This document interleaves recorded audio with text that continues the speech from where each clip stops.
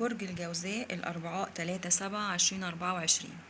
أصحاب البرج ده بقالهم فترة عندهم عكوسات وعندهم حاجات كتير مضايقاهم في حياتهم، بس ما شاء الله أنا بقول لهم بعد الصبر جبر. عندكم انقلاب مفاجئ في حياتكم، وانقلاب طبعا غير متوقع، وده لصالحكم. عندك مال كتير جاي في الطريق ليك. المال ده جاي بعد نقطة واحدة، قد تكون يوم أو أسبوع بالكتير.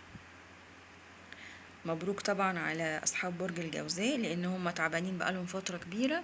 إن شاء الله التغيير اللي جاي في الفترة اللي جاية لصالحكم، إن شاء الله تغيير للأحسن. عندك تطوير في المركز الاجتماعي، وعندك خبر مهم جدا هيفرحك. بس خلي بالك عشان في 2 بيحسدوك، باصين لحياتك ومركزين معاك.